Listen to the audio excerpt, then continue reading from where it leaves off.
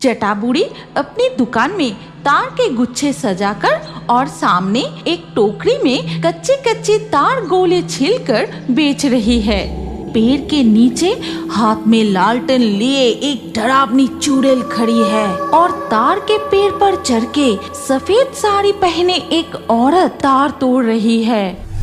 रात तब 1:45 बज रहे थे। हाथ में लालटेन लेकर चुड़ैल और जटा बूढ़ी तार के जंगल में प्रवेश करती है और एक तार के पेड़ के नीचे रुककर चुड़ैल अपने लालटेन को ऊंचा करके पकड़ते ही जटा बूढ़ी तुरंत तार के पेड़ पर चढ़ने लगती है। फिर पेड़ की चोटी पर चढ़कर कच्चे कच्चे तार बेचूंगी मैं काट, नरम नरम मुलायम तार की गोला, एक बार आकर खा जा जटा बूढ़ी की तार गोला। फिर जटा बूढ़ी कटारी से कच्चे तार के गुच्छे काटने लगती है और वो एक एक करके कई तार के गुच्छे जमीन पर गिरा देती है।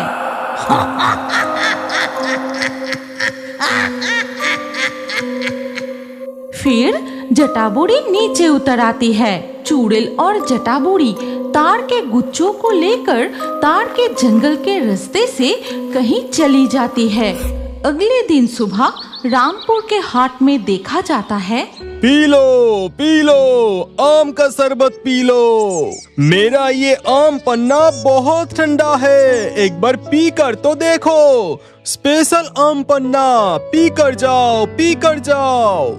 ये है पंचानन। रामपुर के सभी लोग इसे प्यार से पांचू कहते हैं। ये पांचू हाट में तरह तरह की चीजें बेचता है, लेकिन किसी भी चीज में ज्यादा मुनाफा नहीं कमा पाता।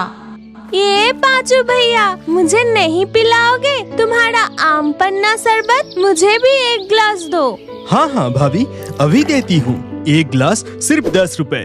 तभी पांचू की दुकान के सामने से आवाज आती है, तार गोला, नरम कच्ची कच्ची तार गोला, इस गर्मी में नरम नरम रस भरी मीठी तार गोला खा जाओ। तार गोला सिर्फ 5 रुपए। इसी बुढ़िया की वजह से पांचू अपने व्यापार में कभी ठीक से मुनाफा नहीं कमा पाता। पांचू चाहे जो भी बेचे, ये बुढ़िया वैसे ही चीजें लेकर उससे भी कम दामों में ग्राहकों को बेच देती है।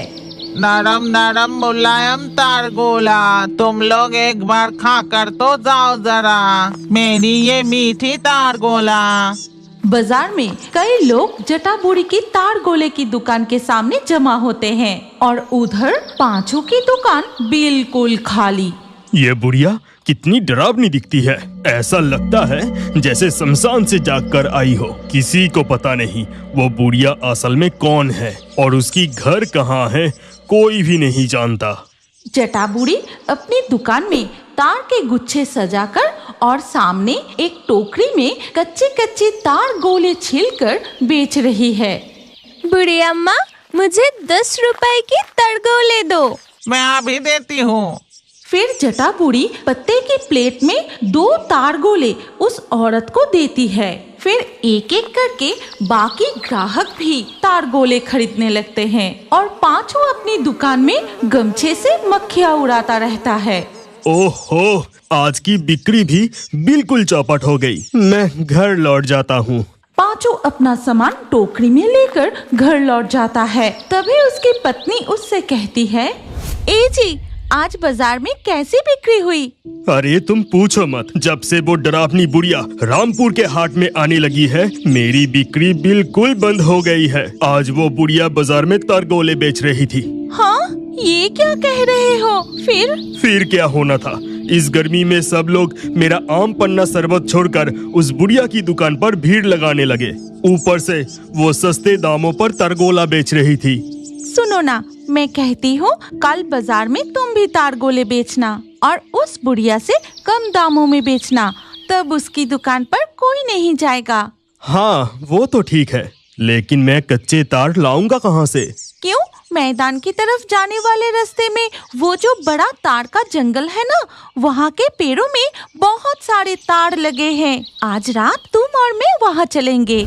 फिर रात में पांचू और उसकी पत्नी उस तार के जंगल में जाते हैं और तभी वो वहां जाकर जो देखते हैं उससे उनके होश उड़ जाते हैं। भाग्यवान, जल्दी से पेड़ के पीछे छिप जाओ, अगर उन्होंने हमें देख लिया तो मुसीबत हो जाएगा। पांचू और उसकी पत्नी पेड़ के पीछे छिपकर सारी घटना देखने लगते हैं। देखते हैं कि पेड़ के नीचे हाथ में लालटेन लिए एक डरावनी चुड़ैल खड़ी है और तार के पेड़ पर चढ़ के सफेद साड़ी पहने एक औरत तार तोड़ रही है। सुन रही हो? एक और तार का गुच्छा तोड़ो, कल बाजार में और भी कम दामों में तार गोला बेचनी होगी। ठीक है, मैं अभी एक और तार का गुच्छा नीचे गिराती हूँ। ये कहकर वो सफेद साड़ी पहनी औरत तार के पेड़ के ऊपर से एक और तार का गुच्छा नीचे फेंकती है। बस बहुत तार हो गया, अब तुम नीचे उतर आओ। अच्छा, ठीक है। फिर बुढ़िया तार के पेड़ के ऊपर से सीधे छलांग लगाकर नीचे उतर आती है और लालटेन की रोशनी में उस बुढ़िया को देखते ही पांचू पहचान जाता है।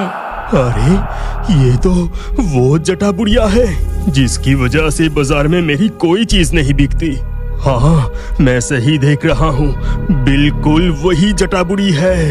देखा तुमने?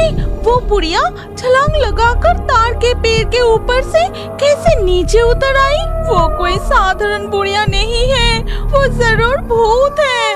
चलो माँ, अब हम वापस चलते हैं।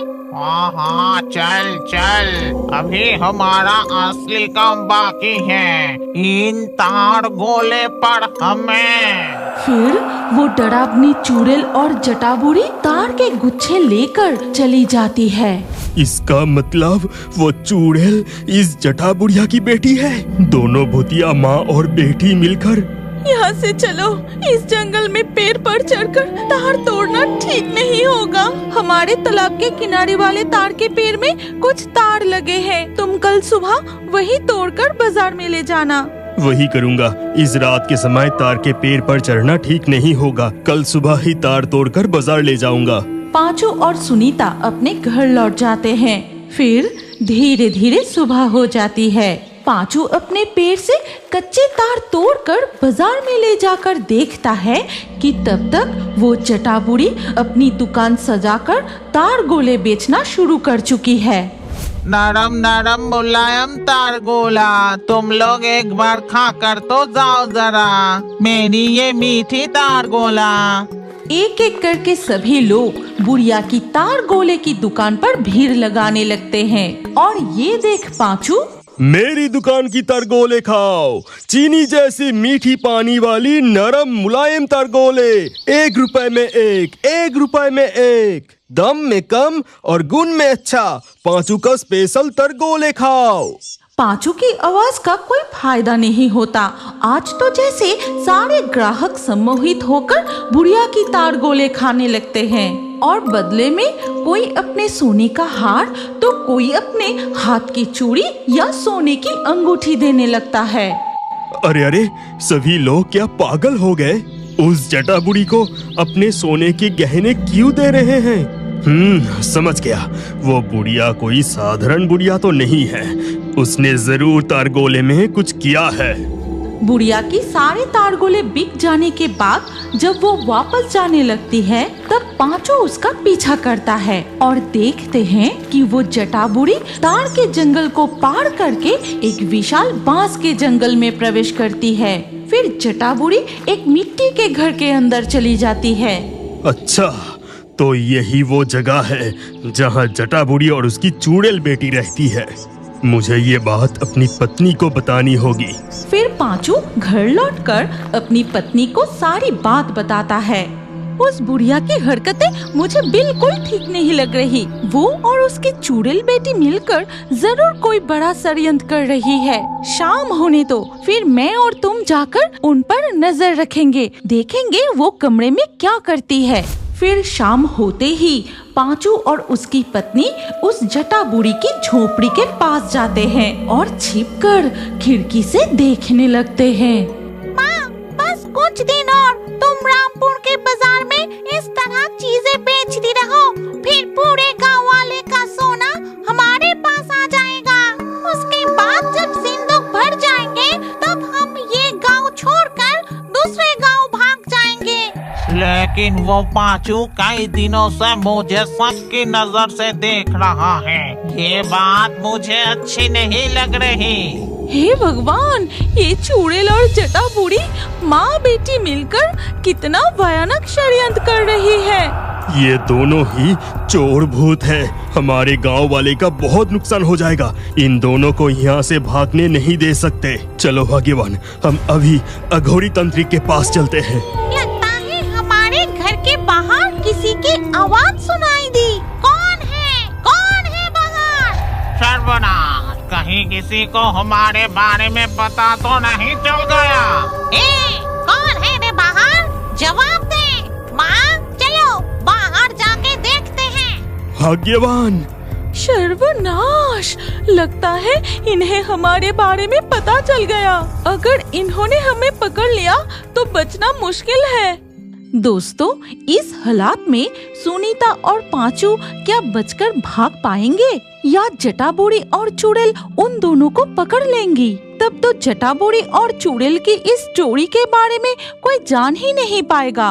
वो दूसरे गांव में भागकर फिर से कुछ नया करेंगी।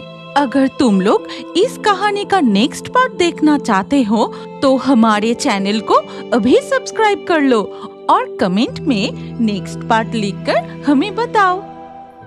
क्या आप जानते हैं कि आपका नाम भी हमारे कार्टून वीडियो में आ सकता है? और आज के लाकी ड्रॉ में चुने गए नाम हैं सुमन, भवेश, सार्थक, आंचल, रेहान, आकांक्षी, अंशिका, जयंती, मुस्कान, मोहिनी, माही, नितिन, विनीता, अंजलि, अंजू। आपका नाम और अच्छे कमेंट हमारे अगले वीडियो में देखने के लिए अभी हमारे fairy tunes horror story channel को सब्सक्राइब कीजिए, फिर आपका नाम कमेंट में लिखिए और स्क्रीन के ऊपर जो अगला वीडियो दिख रहा है उस पर क्लिक करके उसमें भी अपना नाम लिख दीजिए। आपका नाम हमारे कार्टून वीडियो में जरूर दिखाया जाएगा।